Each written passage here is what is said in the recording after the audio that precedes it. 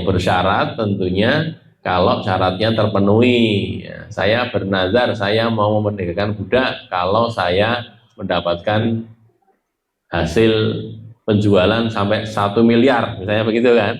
Kan ya boleh nazar gitu, ya boleh. Makanya kalau belum tercapai itu, ya berarti dia tidak utang.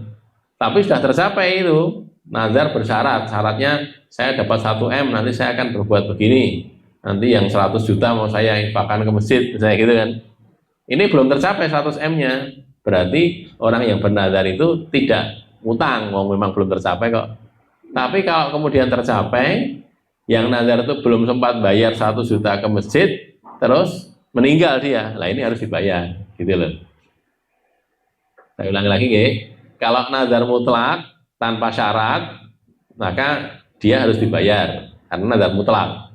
Tapi kalau nazarnya itu bersyarat, kemudian syaratnya terpenuhi, sedangkan orang yang nazar itu meninggal sebelum membayar nazarnya, sudah terpenuhi dulu ketika dia masih hidup, terpenuhi, tinggal dia nanti yang 10%, yang 100 juta mau saya infakkan ke masjid, belum tercapai, gitu kan, belum terlaksana, sudah meninggal, maka anaknya wajib memenuhi itu, gitu. Tapi kalau dia nazar sampai matinya belum terwujud kondisionalnya tadi, syaratnya tadi, ya nggak utang berarti, gitu loh ya. Ada pertanyaan? Yang pertama ini dulu. Ada silakan.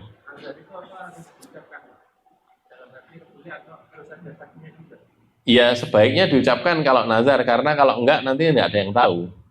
Jadi nazar dalam hati sih boleh, nggak apa-apa, tidak harus diucapkan. Tetapi kalau tidak diucapkan, jadinya nggak ada yang tahu kan. Ya sebaiknya ada saksinya, tapi tidak juga nggak apa-apa. Dia ngomong sendiri boleh, berniat di dalam hati ya boleh. Itu yang dikatakan nazar mutlak tadi.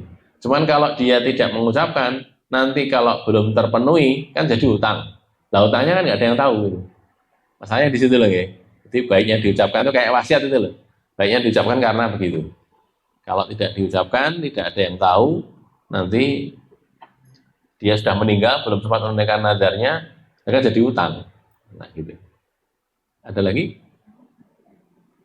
Berikutnya ya, 1378, 1293. Wa ansa bitib bin Dhahaki radhiyallahu anhu qala, dari Sabit bin Dhahak, ini sahabat Nabi juga, qala dia berkata, nazara rajulun, seorang laki-laki itu bernazar ala ahdi Rasulullah sallallahu alaihi wasallam, pada masa Rasulullah sallallahu alaihi wasallam, an yanharo ibilan bibuana. Yanhar itu menyembelih, ibilan unta. Kalau unta itu nahar, tidak zabuh, karena kalau unta itu ditusuk, bukan disembelih begini. Kalau barangkali bapak-bapak, ibu-ibu yang pernah haji atau umroh melihat penyembelihan unta itu kan, orang yang nyembelih itu berdiri, untanya ya berdiri, jadi nggak pakai ditibaknya kayak sapi itu. Orang sama unta kan dhuwur untane nggih. Jadi orangnya itu bawa pedang ini, lehernya unta kan di atasnya, ditusuk dari bawah nih, tusuk gini terus dia menghindar, pergi dari situ, karena nanti lama-lama untanya itu kehabisan darah terus mati. Begitu ya. Jadi menyembelihnya satu orang bisa, tidak harus dibegal, tidak harus dijatuhkan. Itu namanya nahar, itu untuk unta. Kalau untuk sapi atau untuk kambing itu zabuh, jadi disembelih begini, tidak ditusuk tapi disembelih. Bibuana, di Buana, ini nama tempatnya, tempat namanya Buana. Fa'ata, lalu dia datang kepada Rasulullah sallallahu alaihi wasallam, fasa'alahu, lalu dia bertanya kepada Nabi, gimana kalau saya nyembelih unta di Buana sana, saya nazarnya nyembelihnya di sana, pripun ya Rasulullah? Faqala, lalu Rasul bertanya dulu, hal kana fiha wasanun yu'badu, apakah di sana itu ada berhala? Wasan itu berhala, patung yang yu'badu, yang disembah. Di Buana sana itu ada patung yang disembah apa enggak? Tanya gitu. Kalau laki-laki tadi menjawab, lah tidak ada. Nanti tidak ada di sana tempat yang untuk penyembahan terhadap berhala, enggak ada. Qala, Rasul bertanya lagi, fahal kana fiha idun min a'yadihim, apakah di sana sekarang ini sedang ada hari raya dari hari raya mereka? Mereka punya punya hari raya sendiri kan orang-orang musyrik itu. Nah sekarang ini pas wanci nih hari raya mereka enggak gitu tanya Nabi. Id gitu ya, itu hari raya. Idun min a'yadihim, hari raya dari hari-hari yang mereka. Jamak dari id itu ayat. Qala, lalu orang tadi menjawab, lah tidak ada ya Rasulullah, tidak. Faqala, lalu Rasul bersabda, aufi binadrika, maka penuhilah nazarmu itu. Sudah kamu laksanakan sana, sembelihlah unta di buana sana. Fa'inahu, karena lawa fa'a, tidak ada kewajiban menunaikan linazrin untuk nazar fi maksiyatillahi, pada maksiat kepada Allah. Nazar maksiat itu tidak boleh dipenuhi, harus dibatalkan, dibayar kifarahnya. Wala fi qati'ati rahimin, ini juga tidak boleh juga nazar dalam memutus hubungan rahim. Nazar kok juta mboten oleh nggih. Nek aku ora sida ketampa dadi PNS kowe tak juta lho kok gitu. Ya enggak boleh loh. Nazar kok memutuskan satu rahim enggak boleh ya. Wala fi ma la yamliku ibnu Adam, dan tidak juga pada sesuatu yang la yamliku ibnu Adam. Ibnu Adam itu tidak punya. Nazar dengan sesuatu yang dia tidak punya, enggak boleh. Nanti kalau saya diterima jadi PNS, maka orang keluarga ini mau saya ajak naik mobil saya, padahal di mobil kan nggak boleh. Kalau nggak punya mobil, naik mobil saya kan nggak boleh tuh. Itu namanya Allah yang melingkuh tuh ya. Nanti kalau saya begini, nanti akan saya ajak ke tanah saya di mana sih? Cepogo sana. Memang kamu punya tanah? Enggak punya, enggak boleh loh. Itu bohongan berarti. Kan tidak boleh seperti itu ya. Jadi nazar yang tidak dimiliki. Ini ya, jadi ada beberapa hal di sini. Yang pertama, Buwana itu nama tempat di antara Syam dan Diyar Bakar, atau di antara Mekah dengan Yalamlam. Ada dua keterangan ya. Ada yang mengatakan antara Syam dan Diyar Bakar, enggak tahu saya juga. Diyar Bakar itu sebelah mana saya juga enggak tahu. Kalau Syam itu sekarang yang di Suriah itu ya. Suriah termasuk Palestina itu juga termasuk Syam. Kalau Mekah ya kita tahu, kalau Mekah dan Yalamlam itu mikotnya orang Indonesia ya, dari arah selatan. Nazar melakukan amal yang mubah itu sah, boleh. Nazar, nanti saya mau menyembelih kambing di mana? Di Merapi sana, di Selo sana, ya boleh saja. Kan mubah tuh ya, boleh, tidak apa-apa. Nazar maksiat tidak boleh dilaksanakan, harus dikifaroti, dibayar kifarohnya. Jadi makanya Nabi tanya dulu, kamu mau menyembelih di Buwana? Ditanya dulu, di sana ada berhala yang disembah enggak? Supaya tidak dikhawatirkan dia menyembelihnya itu berhala gitu loh. Mungkin bukan untuk berhala, tapi di sana ada berhala yang disembah. Nanti disalahpahami orang karena belai itu ning Buwana, berarti di sana ada berhala yang disembah. Ini untuk persembahan untuk berhala, disalahpahami, bisa jadi gitu, maka jangan gitu. Tapi ternyata enggak ada ya Rasulullah, di sana enggak ada berhala yang disembah. Baik, sekarang ini di sana sedang ada hari raya enggak? Hari rayanya orang sana, orang-orang musyrik ya. Karena ada hari raya, terus kamu nyembelih di sana, lah berarti kamu sepertinya memuliakan hari raya mereka, itu enggak boleh. Ini saya nyimak dikit nih Bapak-bapak Ibu-ibu. Makanya kita kalau ada syukuran atau apa itu jangan dipaske hari raya orang musyrik gitu. Lah pasti dinane ya golek dina liya gitu aja. Gitu ya. Golek dina liya. Kecuali kalau memang itu memang sudah untuk pengajian lain ya, tapi kalau untuk syukuran, gampangane wong seneng-seneng gitu. Misalnya tadi kok kemarin ditelepon sama Pak Prabowo jadi menteri misalnya begitu misalnya loh nggih. Apa ya enak ya mbuh gitu. Jadi syukuran kan, dipaske ya tanggal 1 Desember, jangan, nggak boleh gitu. Itu ngepaske hari rayanya orang musyrik, gitu loh ya, jangan. Lah pas prei iki, ya boleh dino prei liyane, gitu loh ya, jangan dipaske itu. Udah ya, ini begitu. Sehingga hari raya mereka juga jangan. Terus ada juga nazar maksiat dan nazar yang tidak dimiliki itu juga dilarang. Jadi seperti saya katakan nazarnya nanti kalau saya berhasil jadi lurah, nanti orang-orang ini akan saya jajak nih miras. Enggak boleh, karena preman-preman itu kan ya, oh nek dukung jadi lurah, kok nek menang piye Pak janjine piye, ya tak tukone sakrat katanya gitu. Dulu ada juga itu, pokoknya nek menang bukan jadi kepala desa, jadi DPR. Mau nek menang jadi DPR tuh kok nek miras sakrat, tunggu pesta miras, ya tidak boleh, dosa gitu. Ya, tidak boleh karena itu maksiat. Atau yang lainnya lagi, prinsipnya maksiat tidak boleh dilakukan.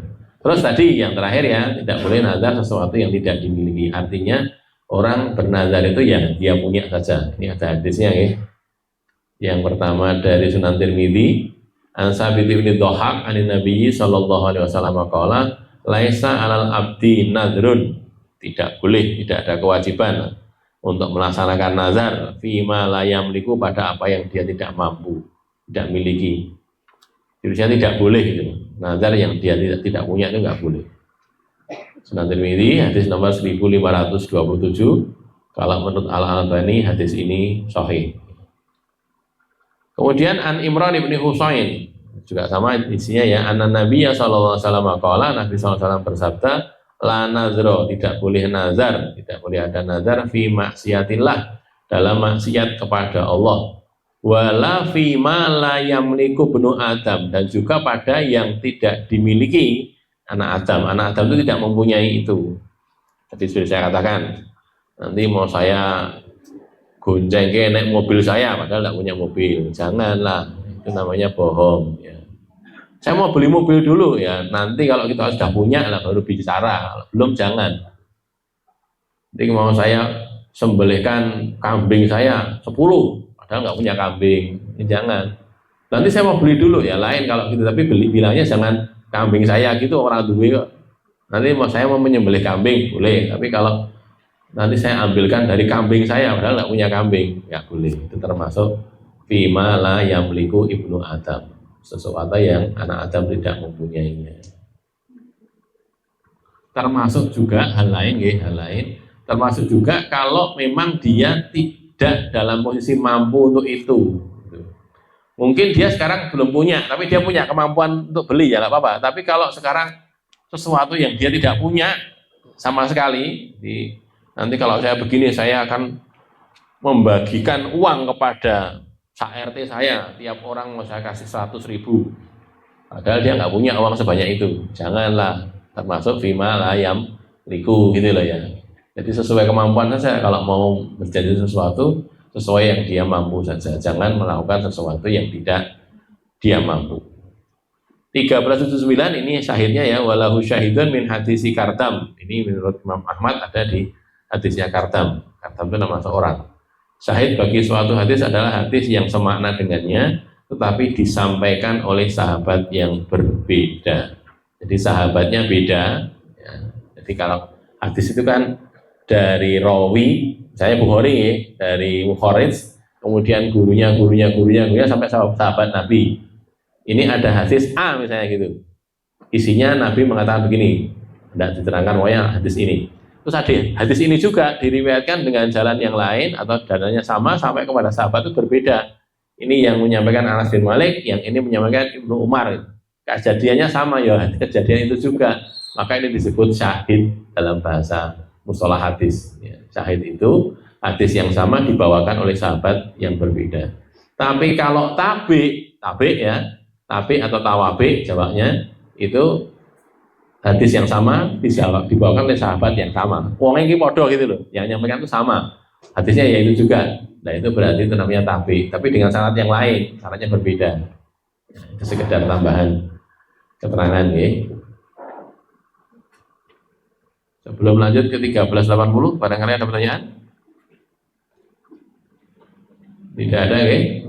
1380 1294 wa an Jabirin radhiyallahu taala anhu, dari Jabir semoga Allah meridhoinya, anna rajulan, bahwasanya seorang laki-laki, qala yaumal fathi, berkata pada hari Fatah, hari Fathu Mekah.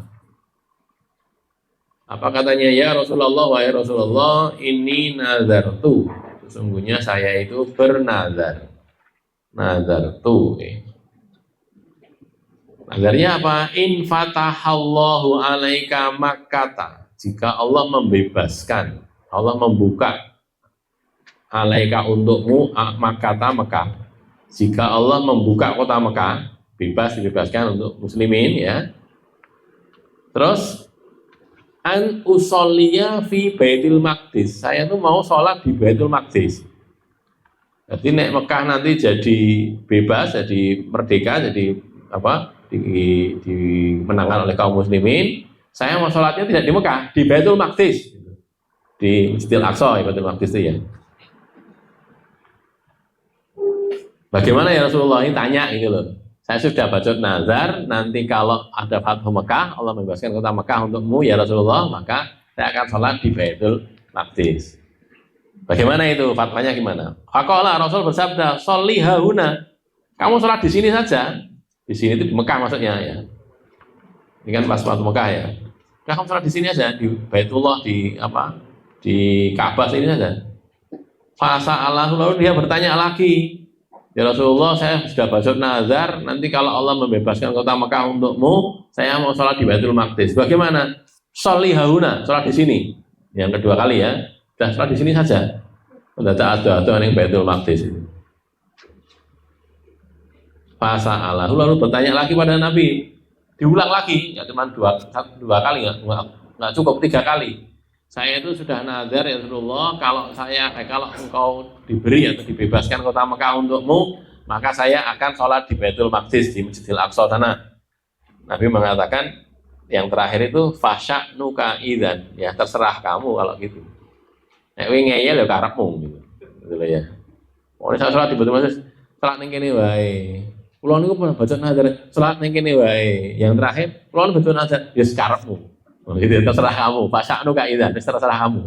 Itu kata Rasulullah Sallallahu Alaihi Wasallam. Di sini diriwayatkan oleh Imam Ahmad, Abu Dawud dan disahihkan oleh Al Hakim.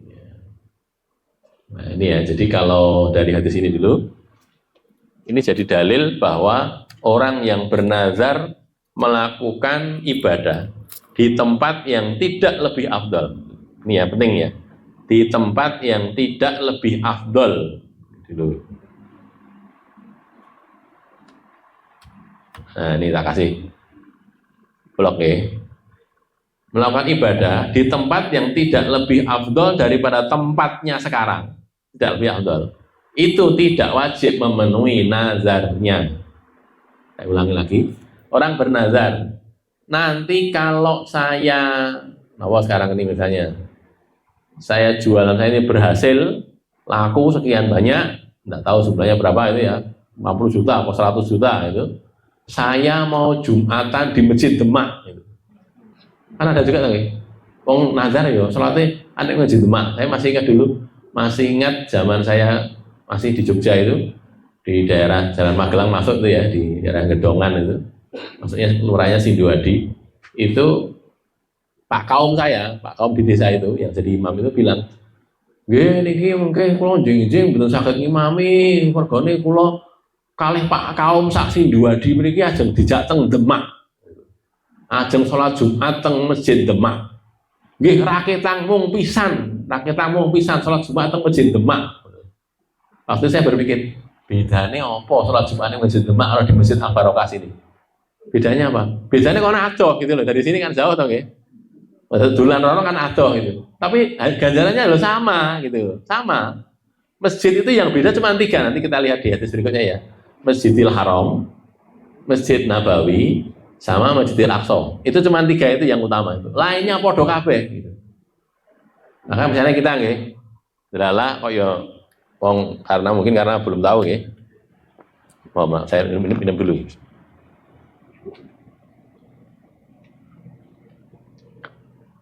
Saya mau sholat Jumat di Masjid Istiqlal, Jakarta. Nah gitu ya. Pokoknya nanti kalau saya berhasil ini, order ini, ada tender gitu ya, berhasil, dapat ini, saya mau sholat Jumat di Masjid Istiqlal. Itu tidak harus dipenuhi gitu loh ya. Diganti sholat Jumat di Masjid Barokah ya boleh. Di masjid mana? Masjid kota Boyolali sana ya boleh gitu. Masjid Solo itu ya boleh, Masjid Kartosuro ya boleh gitu loh. Tidak harus. Kenapa? Kan tidak lebih afdol gitu loh.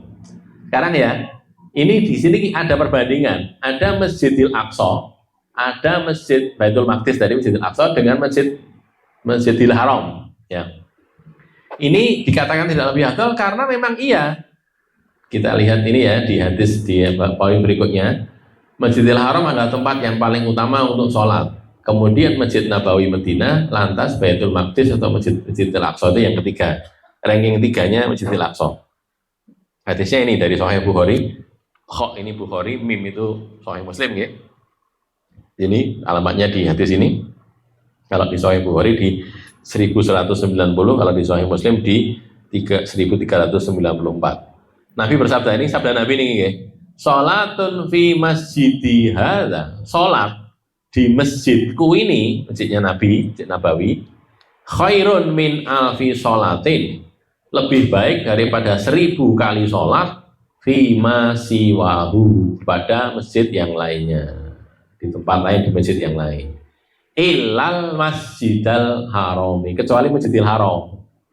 Jadi sekali sholat di Masjid Nabawi itu lebih baik daripada 1000 sholat di masjid lain, kecuali Masjidil Haram. Soalnya lebih utama Masjidil Haram masalahnya, gitu loh. Jadi dibandingin Masjidil Haram lebih utama Masjidil Haram, baru Masjid Nabawi. Dalilnya di berikutnya ini, ya. Ini Ibnu Majah ya.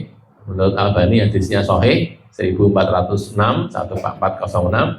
Nabi bersabda begini, sholatun fi masjidi, sholat di masjidku ini, masjidnya Nabi, Masjid Nabawi, itu afdolu, lebih afdol, lebih utama, min alfi sholatin, daripada 1000 kali sholat, lebih utama daripada 1000 sholat, fima siwahu, pada masjid-masjid selainnya, illal masjidal harami, kecuali Masjidil Haram, dikecualikan. Karena Masjidil Haram lebih utama daripada Masjid Nabawi.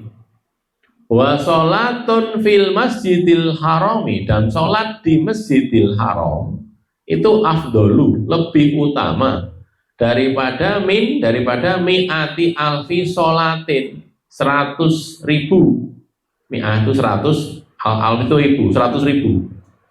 Daripada 100.000 kali sholat fima siwahu, pada masjid lainnya.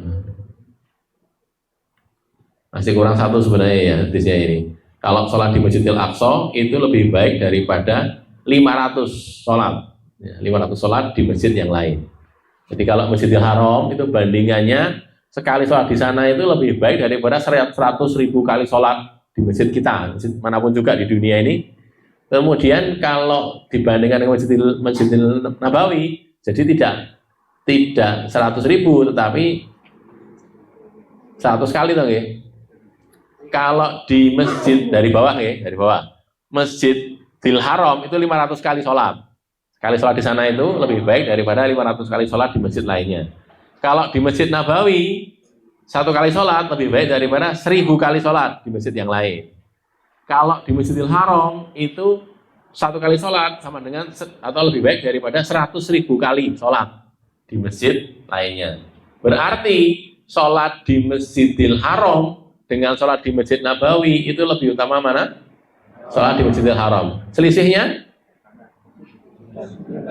100 kali no nggih. Baleni. Hitung-hitungan enteng-entengan iki. Gen mboten ngantuk ngono lho nggih.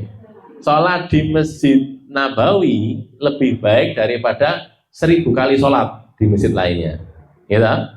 Sholat kecuali di Masjidil Haram ya, kan dikecualikan kan, di masjid lainnya kecuali Masjidil Haram, sudah, misalnya dikecualikan.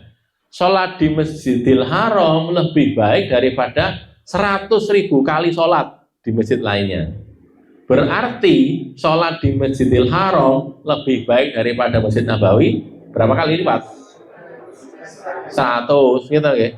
Sing kene 1000, sing kene 100.000 kan, 100 itu nggih. Nah, gitu loh nggih. Jadi Masjid Nabawi itu sekali sholat, di Masjidil Haram sekali sholat lebih baik daripada 100 kali sholat di Masjid Nabawi. Nah, gitu loh ya. Karena ini 100.000, ini 1000 kan. Hadis yang belum saya muat di sini ada hadisnya juga. Kelupaan saya muat ya. Kalau di Masjidil Aqsa itu 500 kali sholat di masjid yang lainnya. Jadi yang boleh disungguh-sungguhi nanti di hadis berikutnya lagi ya. Ini ya di hadis 1381, hadis yang sebelum terakhir ya. Maka nanti yang boleh disungguh-sungguhi itu perginya itu cuma di 3 masjid itu saja. Jangan punya keinginan aku duwe krentek banget pengen salat ning Masjid Kubah Emas Depok itu. Padha wae, salat teng mriko langsung mriki lho padha nilainya itu. Nah, nek jenengan pas lewat sana sholat sana ya boleh-boleh saja, enggak dosa ya baik-baik saja. Tapi nek menjunjui, aku pokoknya nabung ben iso tekan Depok perlune men sholat di Masjid Kubah Emas. Dian Al-Mahri di Depok sana itu. Ada masjid kubahnya dari emas. Dilapisi emas gitu loh. Itu pengen prono. Ya pengen ora apa-apa ning ora usah ditenan-tenani gitu. Kayak pas mampir liwat kono dalalah pas ada urusan salat di situ ya boleh. Sama juga di Masjid Syekh Zayed sini nih. Masjid yang di Solo itu ya, Syekh Zayed itu sampai orang dari Kalimantan, dari mana itu, Sulawesi datang ke sini. Kita mau sholat di Masjid Syekh Zayed gitu. Ya sama saja. Nilainya itu loh sama. Bahwa gede kono lah, masalah gedenya saja kan. Apik kono kan masalah itu saja. Tapi nilai ibadahnya itu sama gitu loh. Makanya tadi kembalikan nazar ya. Kalau nazar saya mau sholat di Masjid Aqsa boleh ditunaikan karena nilainya 500 kali kan dibanding masjid kita ini. Tapi ini sudah berada di Masjidil Haram, di Masjidil Haram sudah ini atau Mekah kan. Masjidil Haram kok niatnya apa namanya nazarnya itu di Masjidil Aqsa. Ya kalah utama no. Sini 100.000 kali, sana cuma 500 kali kan gitu kan. Sini 100.000 kali dibanding masjid yang lain, di sana utama juga tapi cuma 500 kali. Itu kan jauh selisihnya. Ya sholat di sini saja. Maka Nabi katakan sholihahuna, kamu sholat di sini saja, nggak usah dipenuhi begitu itu. Itulah ya. Maka ini juga nanti berlaku, agak memanjang sedikit tentang wasiat. Misalnya begini, ada orang berwasiat, nanti kalau saya mati, tolong saya dimakamkan di tanah kelahiran saya, gitu kan ya. Kalau memang itu ada kemungkinan memungkinkan untuk itu dilaksanakan tidak apa-apa. Tapi kalau tidak memungkinkan, artinya kesulitan untuk itu, ya nggak usah dipenuhi. Kenapa sih? Dikuburkan di sini sama di tempat kelahiran itu bedanya apa? Juga nek tempat kelahiran kok nek pas tangi-tangi tidak umumnya dewi lah, masuk arep tangi itu kan ya enggak loh. Nek ziarah kan dekat, ya tidak harus diziarahi, tapi yang penting didongake gitu loh. Ziarah kubur itu tidak harus ziarah kubur ke kuburan orang tua kita, tidak harus saat segala kubur itu. Ziarah kubur itu loh ya. Ada kan Nabi dulu pernah melarang, kuntu nahaitukum an ziyaratil kubur, fazuruhal an, kan gitu kan. Fa innahu tadzkira yudzakiruna lil maut. Kau kama qala. Dulu Nabi pernah melarang ziarah kubur, tapi kemudian sekarang menyuruh ziarah. Kenapa? Karena ziarah kubur itu mengingatkan kita kepada mati. Ziarah kubur itu yang disunahkan tidak harus di kuburan orang tua kita, tidak harus gitu loh. Kuburan sakono kuburan. Pokoknya datang ke kuburan itu niatnya apa? Ziarah kubur mengingatkan kita kepada kematian, gitu loh. Lagi-lagi ya. Jadi sekarang ini ada orang tinggalnya di mana yang jauh? Sabang karena Sabang itu pulau sendiri kan ya. Sebelahnya Banda Aceh masih ke barat lagi ada pulau Sabang di Sabang sana. Terus aslinya dia itu di Merauke sana. Wah, dohmen ya. Sabang sampai Merauke ya. Jadi aslinya di sana, terus dia kerja sampai di Sabang. Terus dia bilang sama anaknya, "Nak, nanti kalau ibu atau bapak mati, kuburkan ibu atau bapak di tempat kelahiran ibu sana." Ya kan jauh banget itu. Dari paling barat ke paling timur itu. Kalau dia punya harta ya nggak apa-apa, tapi kalau enggak, lah untuk apa? Tidak ada kelebihannya kan? Jadi wasiat yang begitu itu tidak harus dipenuhi, maksud saya gitu, tidak harus dipenuhi. Wasiat yang seperti itu tidak harus dipenuhi. Tapi kalau nanti ada kaitannya dengan yang lain, beda lagi ya. Tapi kalau yang kayak ini tadi, kaitannya dengan apa? Karena bepergian jauh gitu, kalau tidak karena untuk urusan ibadah atau hal-hal yang bermanfaat, itu tidak diseyukiakan, tidak dikatakan baik gitu loh. Jadi kecuali satu, misalnya untuk memang dia itu kerjaannya bepergian, jadi dari satu tempat ke tempat lain, memang itu maisahnya di situ, oke, nggak masalah. Atau memang dia untuk tujuan dakwah, berbuat baik, boleh nggak apa-apa, mengajar atau yang lain. Atau yang kalau tidak ya tadi untuk tujuan ibadah. Nah, untuk tujuan ibadah itu kita sekarang lihat hadis berikutnya 1381 1295 wa an Abi Sa'id al-Khudri radhiyallahu anhu, dari Abu Sa'id al-Khudri radhiyallahu anhu, anin Nabi sallallahu alaihi wasallam, dari Nabi sallallahu alaihi wasallam, qala, beliau bersabda, Nabi bersabda ini,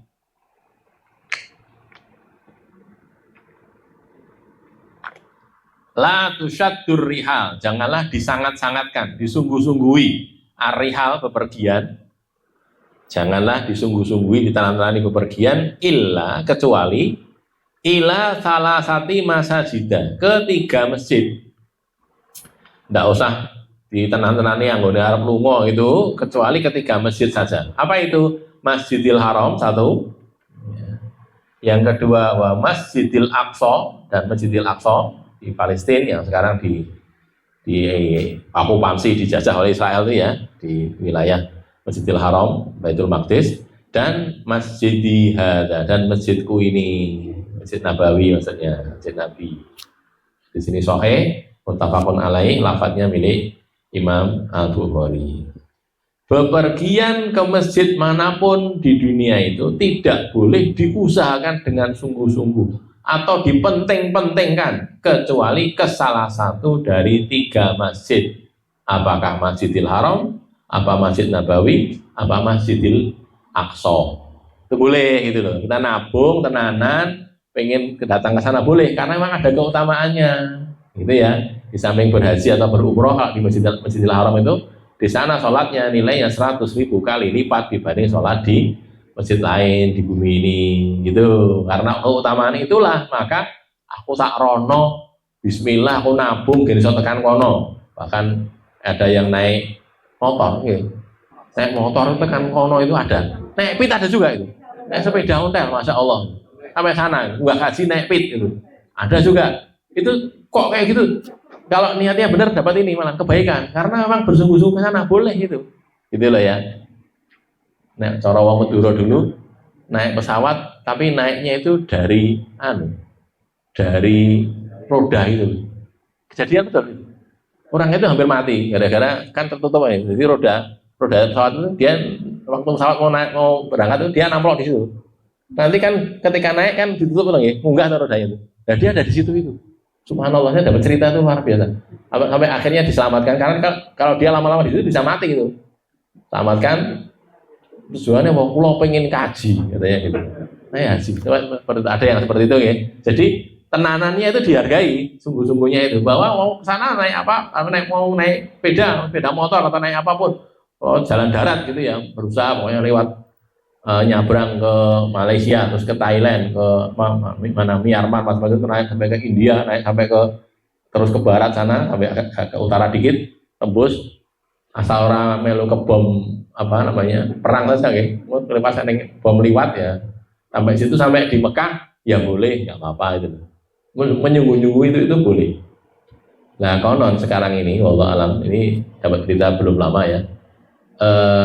Kan kalau kita ke Masjidil Aqsa ke Palestina ya, sekarang di Israel itu ya, di tanah Palestina juga sebenarnya, itu konon paspornya tuh harus paspor Israel, apa namanya, visanya bukan paspornya, visanya Israel gitu loh, nanti dikuasai oleh Israel.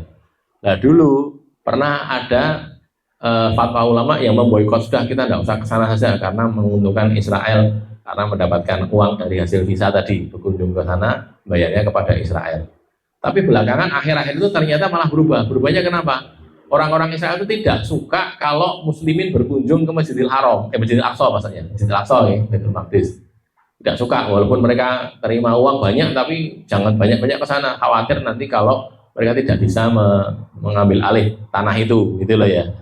Nah karena ada begitu, kemudian fatwanya berubah, ulama-ulama berubah fatwanya. Sekarang ayo kita datang ke sana, saake-ake wong rono, bayar Israel Popo, yang penting ngokeh wong rono. Nanti kalau banyak orang di sana, orang-orang jadi tahu bahwa ini adalah miliknya orang Islam, muslimin gitu loh ya. Sehingga Israel tidak berani untuk mengakui sisi tempat itu. Karena begitu terakhir itu. Jadi ayo sekarang selain atau dibuat paket umroh Masjidil Haram, Masjid Nabawi, Masjidil Aqsa, nah gitu, tempat tiga gitu loh ya. Mungkin harganya lebih mahal ya, karena harus pindah tempat juga, harus sampai ke Yordan, sampai ke Palestina sama juga. Kalau itu semakin banyak orang berziarah ke sana, kalau perlu seramai ziarah ke Masjid Nabawi atau Masjidil Haram, akhirnya orang Israel tidak berani macam-macam karena ini dari berbagai negara kan. Kalau nanti sampai terbunuh di sana kan geger gitu. Makanya terus jadi tidak berani macam-macam, tidak berani berbuat zalim kepada saudara-saudara kita orang Palestina. Ya kalau begitu memang kejadiannya begitu, ya ada manfaatnya itu. Itu lagi berkunjung ke berziarah ke Masjidil Aqsa dan juga ada keutamaannya 500 kali dibanding sholat di masjid yang lainnya. Bepergian ke salah satu dari 3 masjid itu boleh dipenting-pentingkan karena alasan ibadah, yakni besarnya fadilah sholat di sana. Saya ulangi lagi ya, hanya di 3 masjid itu saja, bukan tidak termasuk Masjid Istiqlal Jakarta, Masjid Al-Akbar Surabaya, Masjid Al-Jabar Bandung, baru saja jadi itu kan ya, Masjid Al-Jabar, Masjid Syekh Zayed, apalagi Masjid Demak, Masjid Menara Kudus, tidak boleh dipenting-pentingkan ke sana. Bahwa pernah ke sana, datang ke sana ya boleh, tidak apa-apa. Orang kok dosa ngeboten, tapi penting-pentingkan nabung tenanan gini sorono tidak perlu, begitu loh ya. Sholatnya itu nilainya sama saja dengan sholat di masjid yang lainnya, gitu ya. Baik, berikutnya sebelum terakhir ada pertanyaan barangkali, silakan. Silakan. Barangkali penjelasan untuk memperlihatkan ibadah di masjid itu di setiap kelompok daerah masing-masing. Itu di Surabaya, Pak. Kalau saya di Bentayat itu banyak sekali TV yang dari Surabaya dan Jember itu dijabalkan, bayar, Pak. Nah itu barangkali penjelasan dari si pimpinan ini yang belum menyentuh seperti kajian. Iya. Mohon apa pencairannya supaya kita pun tidak akan terjadi. Kita ini masih banyak. Ayo ke Demak, ayo ke Kudus, ayo ke mana? Sebenarnya kalau itu sekedar, artinya sekedar dolan atau ke sana untuk, apalagi kalau untuk belajar sejarah gitu. Jadi misalnya kayak di Demak itu ada museumnya kan.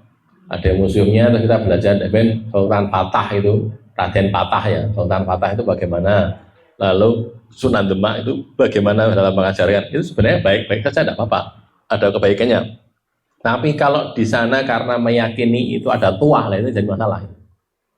Iki Masjid Demak, iki mbiyen sing gawe para wali-wali songo, iki enek sing cek-cagak sing digawe saka napa niku, atal gitu kan ya. Jadi itu malah jadi kuat banget.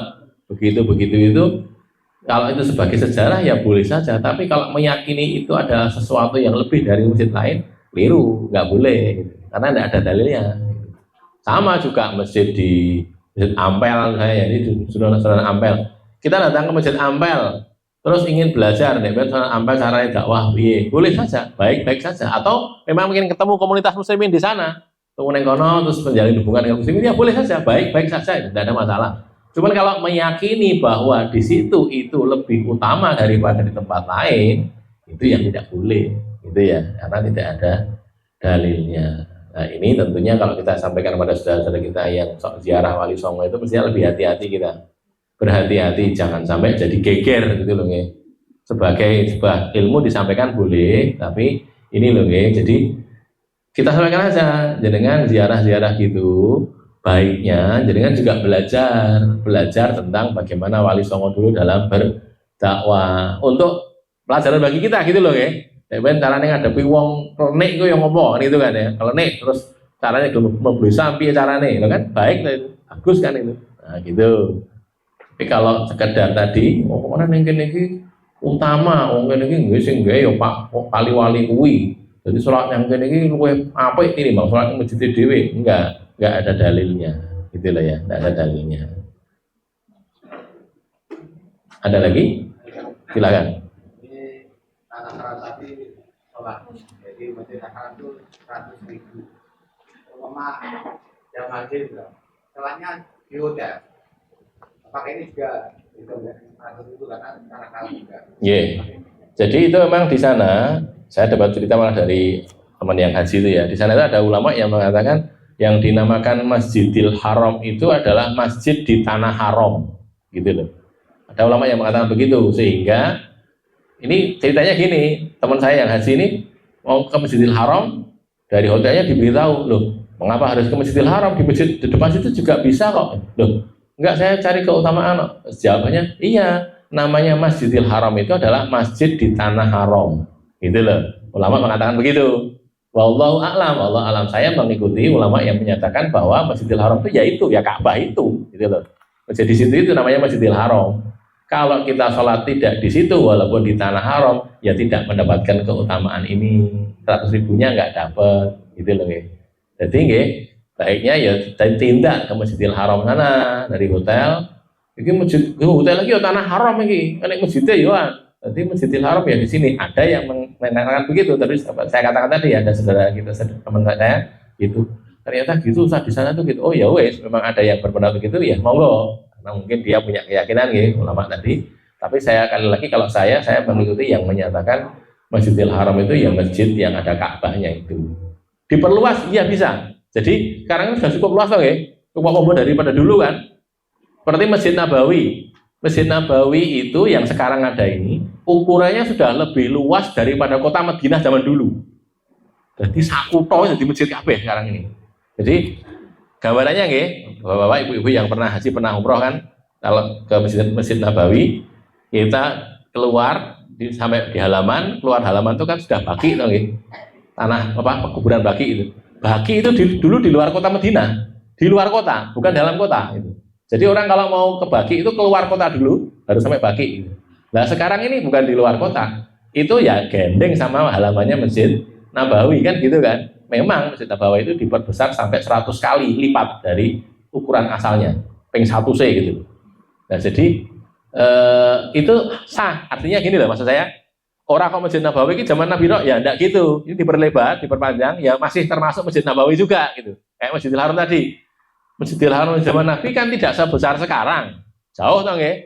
Tapi dibesarkan itu termasuk ekstensi perluasan dari Masjidil Haram masuk di keutamaan ini gitu. Jadi bukan kudu neng Masjidil Nabi zaman biyen yang tidak Ka'bah ini, tidak harus begitu. Jadi kan di luar pun asal masih di komplek masjid itu ya, yang diakukan sebagai Masjidil Haram sebelah mana? Kalau ini masih dalam komplek masjid, masuk di dalam kaidah masjid walaupun keadaan jauh dari Ka'bah, ya termasuk juga gitu ya. Jadi tetapi kalau sudah keluar dari situ berapa ratus meter atau 1,5 kilo dari situ ada masjid lagi misalnya ada ya berarti bukan termasuk itu gitu. Wallahu a'lam bishawab. Ada lagi? Silakan.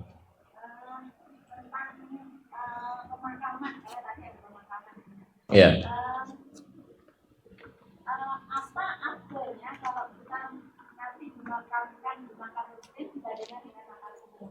Karena ini ada juga pernyataan bahwa ada seseorang yang sudah meninggal, kemudian dia dimakamkan di makam umum, kemudian setelah ada makam muslim, kemudian mayat ini dipindahkan ke makam muslim. Yeah. Jadi saya mendapat pertanyaan tetangga. Yeah. Apa keabdulannya? Kita dimakamkan di makam muslim. Terima kasih.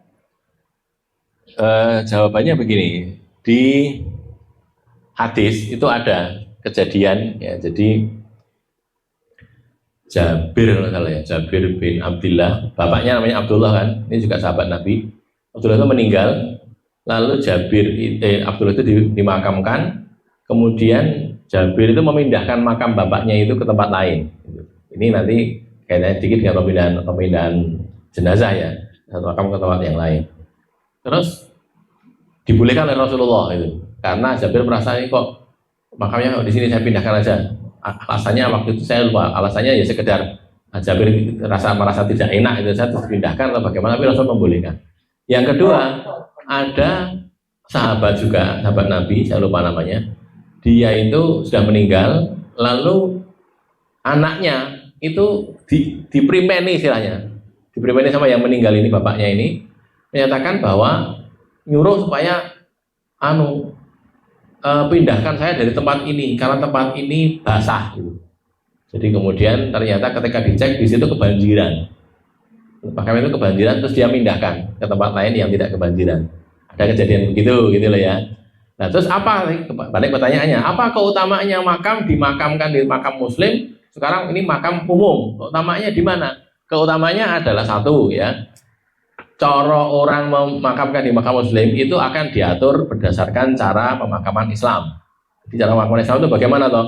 Tidak kayak pemakaman umum itu yang campur, ada yang menggok sana, madam kita itu sudah ditata yang bagus gitu, sehingga didesain sedemikian rupa kalau orang memakamkan di situ itu tidak harus melangkai atau menginjak kuburan orang lain, gitu kan? Selalu begitu kalau yang saya tahu ya makam muslim begitu. Jadi didesain, saya ini kotak gini. Yang dekat jalan sini, yang dikasih tempat makam dulu sebelah sana dulu, yang jauh dulu. Kenapa? Karena supaya nanti kalau orang memakamkan berikutnya tidak harus melewati orang yang lain. Jadi satu.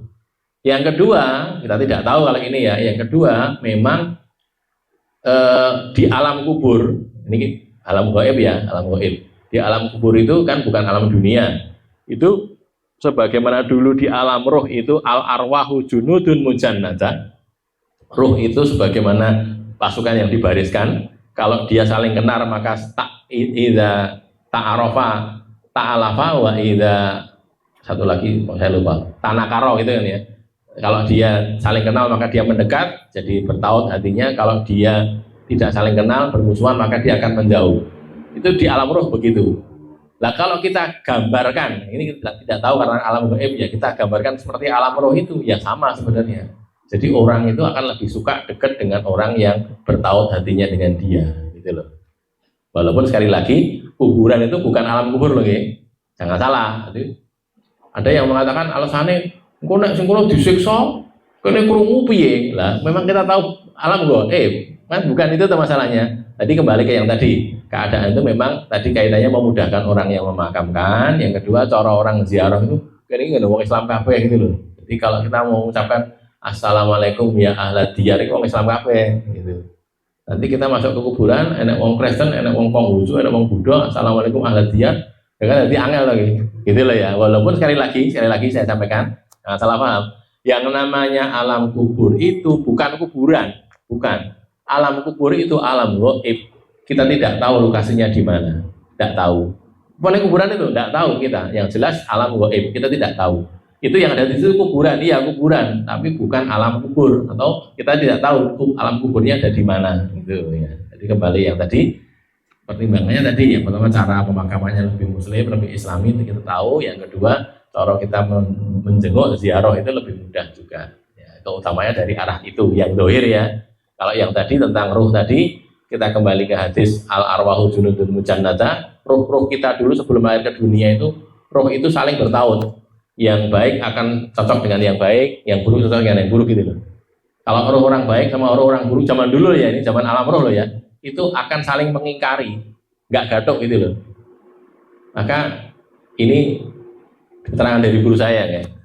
Maka kalau kita ini di dunia ini, karena dulu alam rohnya itu podo-podo apike gitu, nanti nek dunia gampang bertaut gitu. Wong apik karo apik itu gampang bertaut.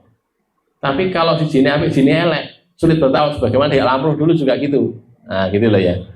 Lah kalau kita kembalikan ke situ, lah apakah di alam kubur begitu? Wallahu a'lam, tidak tahu. Yang jelas yang dohir seperti saya katakan tadi. Jadi bagaimana? Ya benar lebih utama memakamkan di pemakaman muslim daripada pemakaman yang umum. Apalagi sekarang sudah banyak pemakaman muslim ini. Tinggal tentukan saja di mana.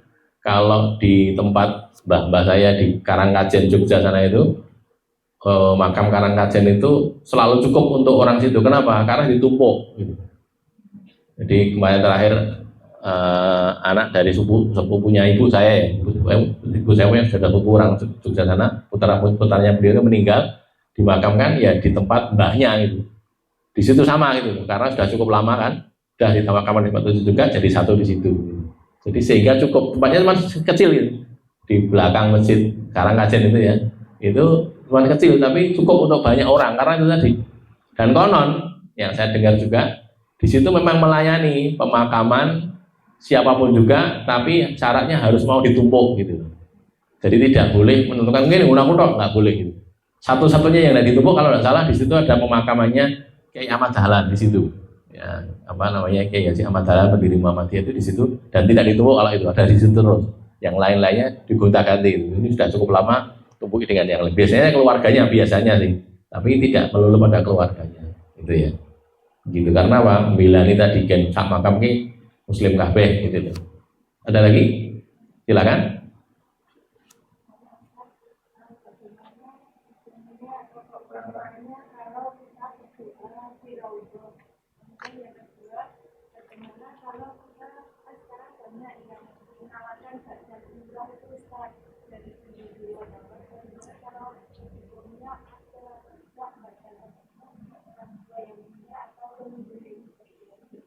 Oke.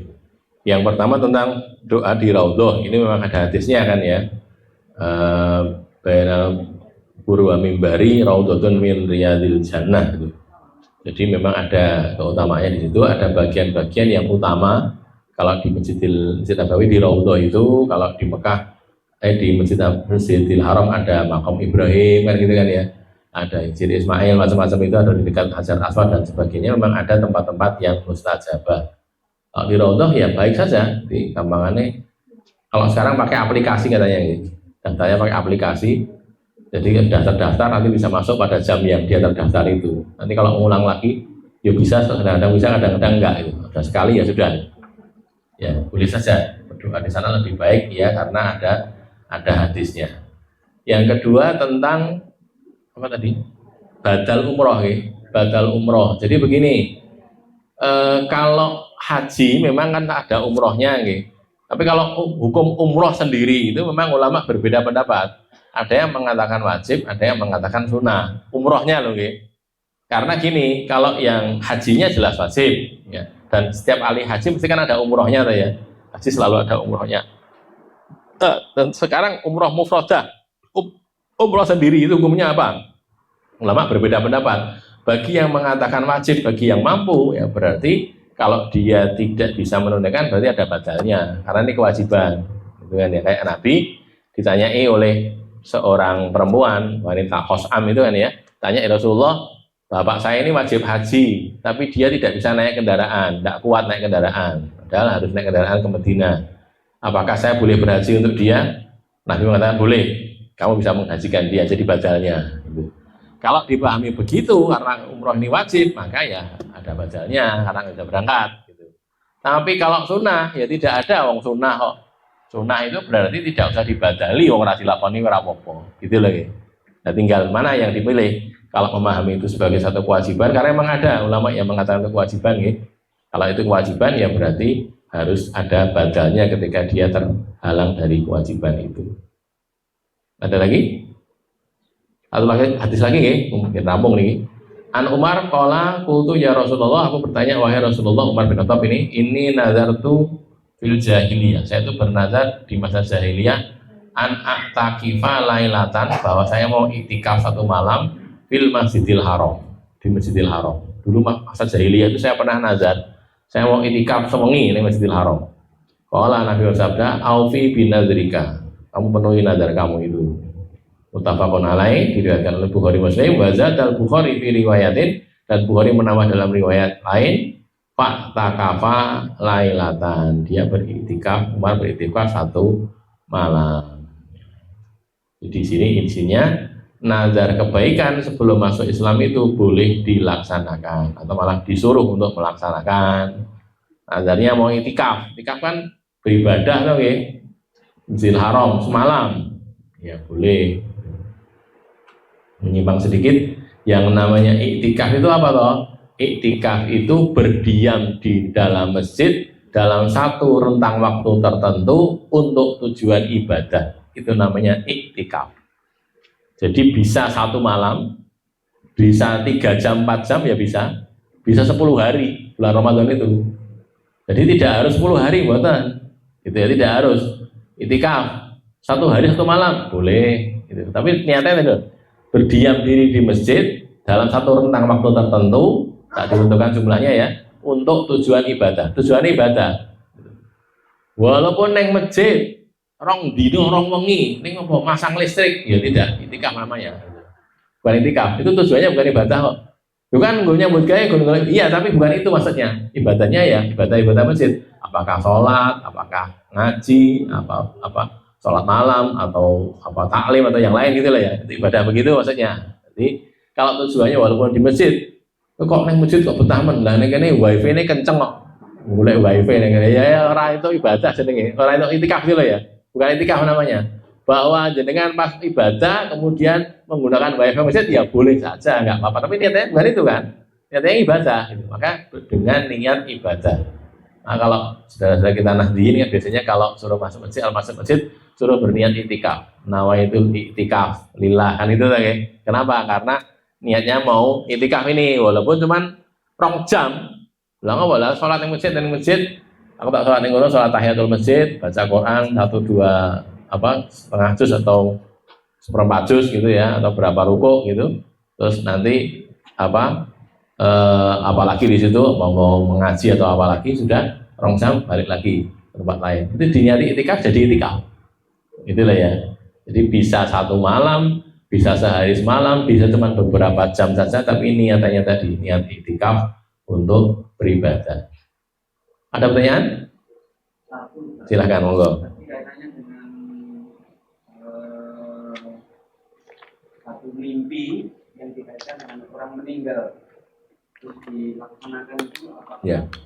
Itu memang ada betul kenyataan karena ternyata di Jawa ini banyak orang meyakini bahwa mimpi itu adalah karena ada dengan orang yang meninggal betulan. Yeah.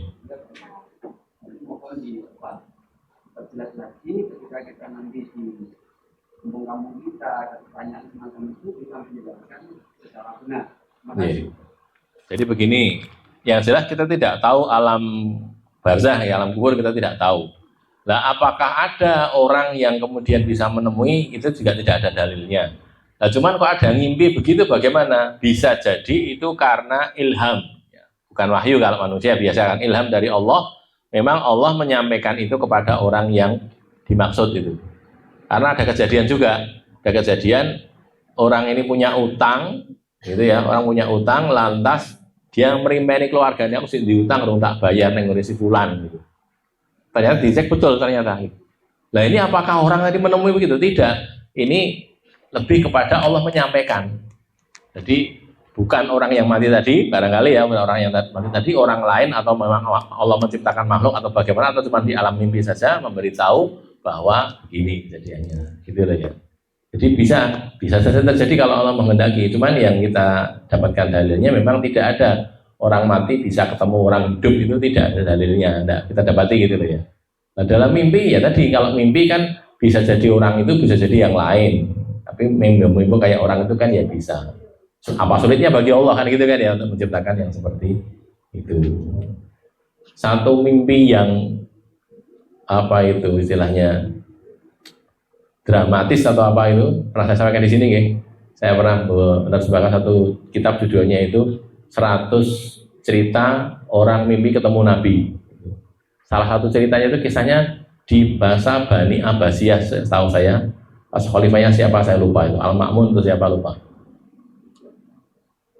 Ceritanya khalifahnya ini ngimpi Nabi itu nemui dia. Nabi mengatakan, selamatkan aku dari 2 orang ini. Ada 2 orang tampak di mimpi itu gitu loh ya. Ada 2 orang ini, selamatkan aku dari 2 orang ini. Nah khalifah itu gelisah, kok ngimpi kok koyong ini toh. Makanya dia datang ke Madinah. Kan pusat ibu kotanya bukan Madinah kan, Abbasiyah itu kalau tidak salah di Baghdad itu ya. Datang ke Madinah, lalu dia memanggil gubernur Madinah, wali kota Madinah itulah ya. Saya ngimpi kayak gini ini. Nabi nyuruh saya membebaskan, menyelamatkan dari 2 orang. 2 orang ini saya ingat betul wajahnya, tidak lupa gitu loh. Orangnya kayak gini-gini. Kalau saya ketemu orang ini, saya akan tahu dia. Maka supaya tidak menimbulkan kecurigaan, gini, kamu umumkan kepada penduduk Madinah, ini khalifah datang mau membagikan makanan atau harta, saya lupa itu, harta atau makanan. Semua penduduk Madinah akan dibagi, dikasih pembagian itu. Nah nanti petugas pembaginya ada sendiri, nanti khalifahnya itu gaweane ngamati, sing teko ki sing dilihat di mimpi atau bukan itu. Itu gitu ceritanya itu.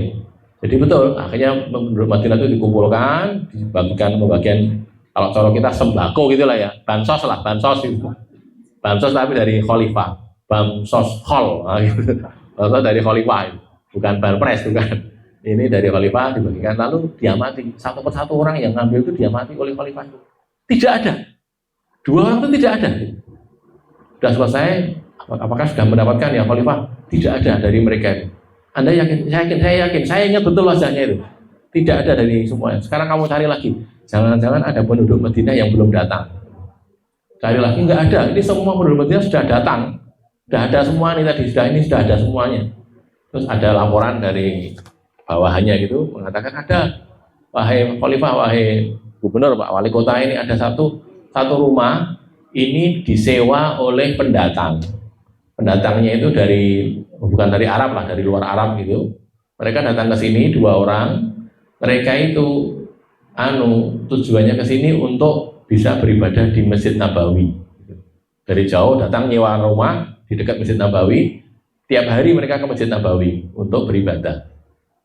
Baik, ada 2 orang itu. Sekarang pertemukan saya dengan 2 orang itu, kata khalifah.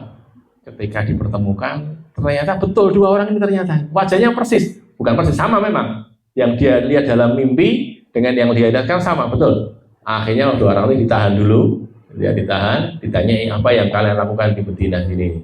Kami ini mau mendekati Masjid Nabawi, kami mau sholat di Masjid Nabawi gitu.